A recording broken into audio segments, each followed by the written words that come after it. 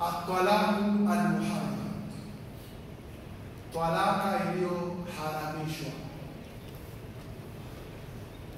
talaka iliyo haramu. Maana ukifanya unapata dhambi.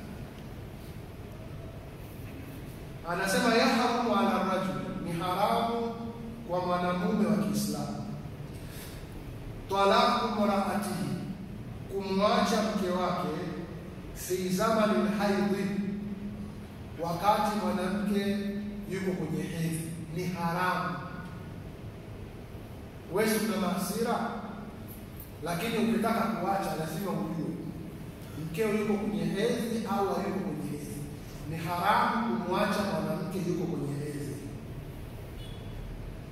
Wa fi tuhurin jamaa fi, na katika tahara ambayo umeshakutana naye kimwili, ni haramu kumwacha hivi. Yaani mwanamke alikuwa kwenye siku zake, ni haramu kumwacha. Katoka kwenye siku zake, kaoga, kajitoharisha, wewe ukakutana naye kimwili,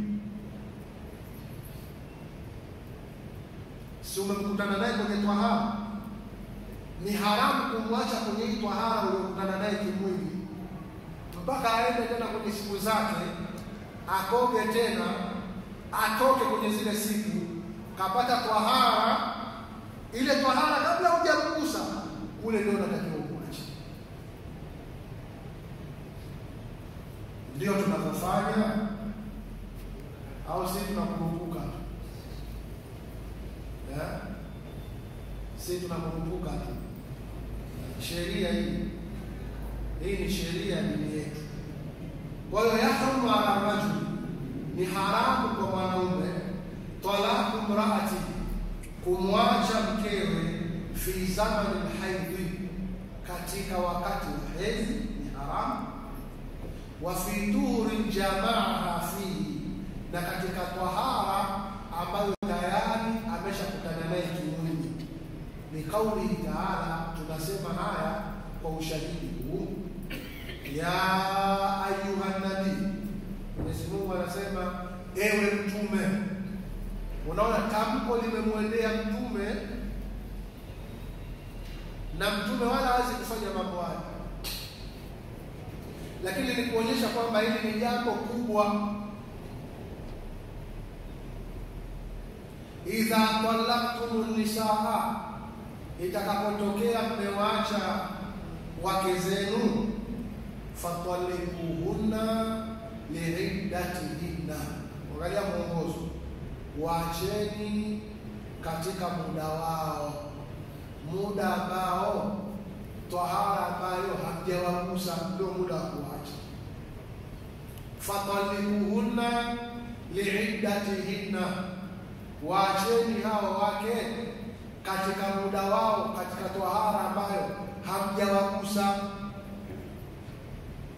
Ya ayuha nabii, ewe nabii, waambie waumini hao, idha talaqtumun nisaa, wanapokuwa sasa wamekusudia kuwaacha wake zao, fatalliquhunna liiddatihinna, waacheni waacheni katika muda wao. Muda unaokusudiwa hapa ni muda wa tahara ambayo wewe hujagusa. Lakini ikitokea, je, mume kamwacha mke kwenye hedhi, inakuwa ni talaka? Au kamwacha mke kwenye tahara ambayo kisha kugusa, inakuwa ni talaka. Lakini talaka hii pamoja wewe umeacha, lakini unaandikiwa dhambi, umefanya jambo la haramu. Pamoja itakuwa talaka, lakini hapo wewe mwanamume unaandikiwa dhambi. Sisi tumeelewana ndio?